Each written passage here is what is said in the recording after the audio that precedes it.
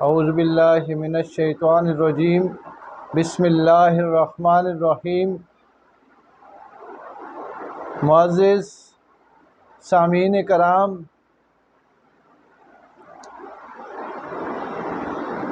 میرے بزرگوں، میرے دوستوں، نہایت پیارا اور مؤدبانہ السلام علیکم ورحمۃ اللہ وبرکاتہ۔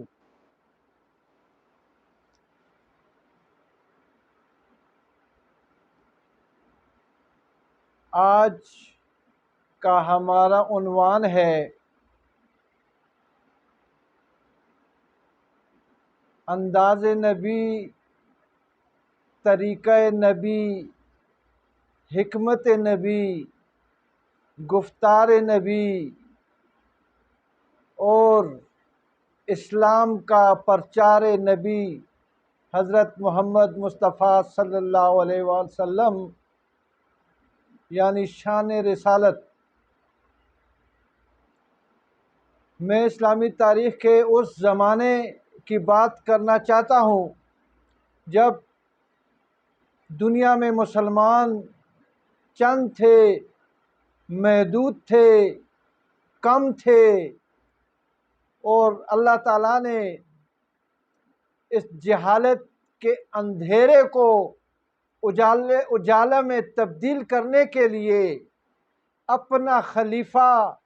اپنا نائب، اپنا محبوب، امام الانبیاء، اخلاق کے استاذ، کردار کے بادشاہ، امین، صادق، ان کو یہ ذمہ داری اللہ نے سونپی کہ میرے پیارے نبی جا اور لوگوں کو توحید کا پرچار کر اور لوگوں کو یہ بتا کہ بتوں کی پوجا چھوڑ دیں۔ اللہ کے حکم پر ہمارے نبی، آپ کے نبی، اللہ کے پیارے، مخلوق کے دلارے حضرت محمد صلی اللہ علیہ وآلہ وسلم نے دین کا کام بڑے احسن انداز سے شروع کیا، اور میں اس کام کے سلسلے میں ان کا ایک مختصر ترین واقعہ بیان کر کے ان کی حکمت اور ان کے انداز اور ان کے تبلیغ کا انداز آپ کو سمجھانے کی کوشش کروں گا۔ بزرگوں اور دوستوں، یہ چند مسلمانوں سے دنیا کے کونے کونے میں جو اللہ کا پیارا پیغام کلمہ اسلام لا الہ الا اللہ محمد الرسول اللہ صلی اللہ علیہ وسلم دنیا کے کونے کونے میں پہنچا، اور کس طرح پہنچا۔ تو جب آپ صلی اللہ علیہ وسلم نے دین کا کام شروع کیا تو آپ کی گفتار میں، آپ کے کردار میں، آپ کی حکمتوں میں کچھ ایسی تاثیر تھی کہ جس کو بھی فرماتے، جس کو بھی دعوت دیتے، جس کے کانوں میں بھی آپ کی آواز پڑتی، وہ فوراً مسلمان ہو جاتا، اور دن بدن مسلمانوں کی تعداد بڑھنے لگی اور کفار گھٹنے لگے، جس کی وجہ سے کفار نے اپنے اپنے گھروں، اپنے اپنے حجروں، اپنے اپنی محفلوں میں یہ اعلانات کر دیے کہ اے کافرو سنو، 40 سال کا ایک جوان محمد صلی اللہ علیہ وسلم ان کا نام، وہ آتا ہے اور اسلام کا پرچار کرتا ہے، کلمہ حق کی دعوت دیتا ہے، بتوں کی مخالفت کرتا ہے، اور اس کی بات جس کے کانوں میں پڑتی ہے فوراً وہ کلمہ حق پڑھتا ہے اور میرے نبی صلی اللہ علیہ وسلم کا پیروکار بن جاتا ہے، تابعدار بن جاتا ہے، بیعت کر لیتا ہے۔ تو یہ آپ صلی اللہ علیہ وسلم کے خلاف کافروں نے یہ اعلان کیا کہ اے لوگو، اگر کسی کو ملے آپ صلی اللہ علیہ وسلم کی ذات تو ان کی باتیں کان میں نہ پڑنے دینا، کانوں میں روئی ڈال دینا۔ کیوں کہ اس کی بات کی تاثیر کچھ یوں ہے کہ آپ کے کان میں جو ہی بات پڑے گی آپ کے دل کا نقشہ تبدیل ہو جائے گا۔ سامعین کرام، ہوتا کچھ یوں ہے، آپ صلی اللہ علیہ وسلم جو رحمت للعالمین ہیں اور اخلاق کے بھی استاد ہیں، تو ذرا اخلاق ملاحظہ فرمائیں کہ ایک 85 سالہ بوڑھی عورت جس کے سر پر وزن اٹھائے گٹھڑی پڑی ہوئی یہ وزن ہے، آپ صلی اللہ علیہ وسلم اس بڑھیا سے پوچھتے نہیں کہ اماں جی تم کون ہو، تم نے کدھر جانا ہے، تمہارا مذہب کیا ہے، نہیں پوچھا۔ صرف بڑوں کا احترام سکھایا،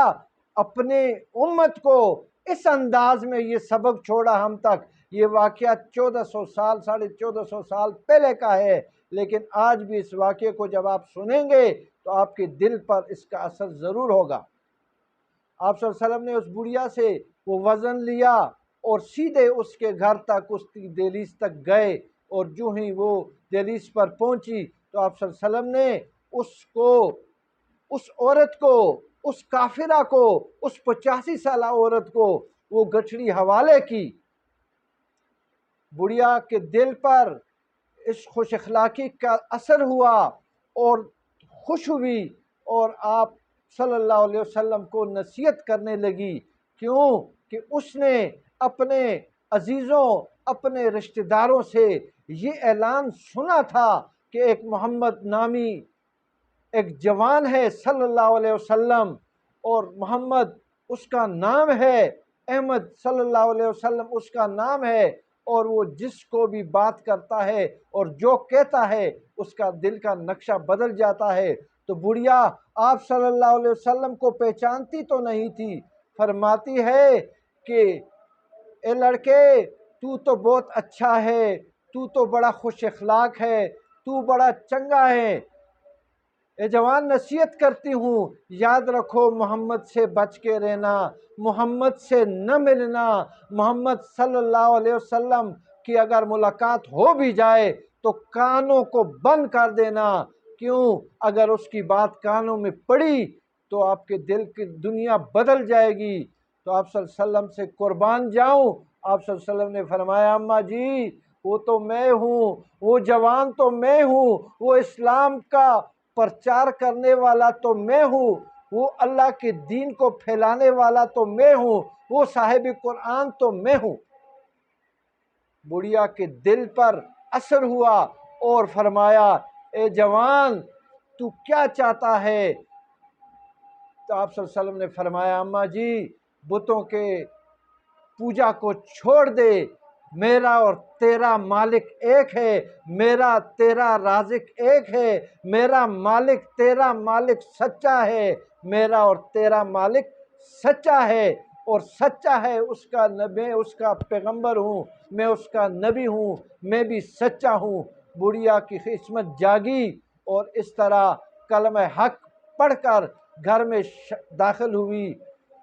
سامعین کرام، آپ صلی اللہ علیہ وسلم کی رحمت للعالمینی کا ایک اور مختصر سا واقعہ بیان کرنا چاہتا ہوں کہ ایک دفعہ آپ صلی اللہ علیہ وسلم صحابہ کرام کے ساتھ ایک راستے پہ جا رہے تھے کہ راستے میں ایک اونٹ تھا جو پاگل تھا، جو اس راستے پر لوگوں کو جانا ممنوع ہو گیا تھا، کوئی نہیں جا سکتا تھا۔ جب آپ صلی اللہ علیہ وسلم اور آپ کے پیروکار آئے تو لوگوں نے کہا کہ یا رسول اللہ صلی اللہ علیہ وسلم آگے مت جائیے، آگے ایک پاگل اونٹ ہے، آپ کو نقصان بھی دے سکتا ہے۔ سرکار دو عالم فخر دو عالم صلی اللہ علیہ وسلم نے فرمایا نہیں نہیں میں نے جانا ہے، اس نے مجھے کچھ نہیں کہنا، اور جا کر اس اونٹ کے کان کو پکڑا، اور اونٹ نے جو ہی آپ کو دیکھا سر کو جھکا لیا۔ آپ صلی اللہ علیہ وسلم نے اس کے کان میں کہا اے اونٹ موت ہے، اگر موت ہے تو تیری یہ مستی کس بات کی؟ وہیں سے اونٹ زہر و قطار رونے لگا اور سر کو جھکانے لگا۔ آپ صلی اللہ علیہ وسلم کے سامنے تعظیمی سجدہ اس نے کر دیا اور سر جھکا کے، اور اس نے وہ شرارت، وہ پاگل پن اس کا ختم ہو گیا۔ تو سامعین کرام، اصل بات یہ ہے کہ اللہ نے اپنے دین کو پھیلایا، سبب آپ صلی اللہ علیہ وسلم کو بنایا، قرآن کو نازل فرمایا، آپ صلی اللہ علیہ وسلم کو صاحب قرآن بنایا، اور آپ صلی اللہ علیہ وسلم کی شان اس سے ہی ثابت ہے کہ فرشتوں کے سردار جبرائیل علیہ السلام ہمارے نبی علیہ السلام کے قاصد ہیں، پیغام لانے والے ہیں، آپ کی ڈیوٹی کرتے ہیں۔ تو مقصد کہنے کا یہ ہے سچی باتیں، اور سچا ہے ہمارا رب، سچا ہے ہمارا نبی، خالق ہے ہمارا رب سچا ہے، اس کا پیغمبر بھی سچا ہے، تو اس کی حکمتیں بھی سچی ہیں۔ اور ان کی حکمت کا ایک تاریخی واقعہ آپ مزید سن لیں کہ مکہ میں جب حجر اسود کے نصب کرنے کا وقت آیا تو قریش کے سرداروں میں تفرقہ پڑ گیا کہ اب یہ پتھر جو جنت سے آیا ہے اور اسے نصب کرنا ہے، یہ بڑا اہم کام ہے، یہ بڑا تاریخی کام ہے۔ تو وہاں رکھنے پر ان کی ضد ہو گئی آپس میں۔ آخر میں تمام سرداروں نے یہ فیصلہ کیا کہ چلو کل صبح حرم کعبہ میں سب سے پہلے جو داخل ہوگا وہی اس پتھر کو لگانے کے نصب کرنے کا اہل ہوگا، وہی حقدار ہوگا۔ خدا کا کرنا ایسا ہوا اور کہ کل صبح آپ صلی اللہ علیہ وسلم سب سے پہلے گئے، لیکن بجائے اس کے کہ آپ پتھر کو اٹھا کر وہاں رکھتے، اس تفرقے کو بھی مٹایا، چادر منگائی اور اس چادر کے درمیان پتھر کو رکھا اور تمام سرداروں کو کہا کہ کناروں سے پکڑو، اور اٹھا کر وہاں لے گئے۔ اور جب دیوار کے پاس لے گئے تو آپ صلی اللہ علیہ وسلم نے اپنے دست مبارک سے اس پتھر کو وہاں نصب کر دیا۔ تو یہ ہے طریقے کی باتیں، یہ باتیں طریقت والوں سے سیکھی جاتی ہیں۔ اس وجہ سے ہمیں کسی اخلاق والے کے قریب ہونا ہوگا، ہمیں کسی طریقے والے کے قریب ہونا ہوگا، اس کے کردار اور اس کے گفتار پر عمل کرنا ہوگا، اور اعمال صالحین کا مطالعہ کرنا ہوگا۔ اسلامی تاریخ میں مسلمان جانثاروں نے ایسی ایسی مثالیں چھوڑی ہے جن کو پڑھ کر آج 1400 سال بعد بھی اور آج بھی اللہ کے اولیاء اللہ دنیا میں مختلف مقامات پر اپنے فرائض انجام دے رہے ہیں۔ وما علینا الا البلاغ المبین۔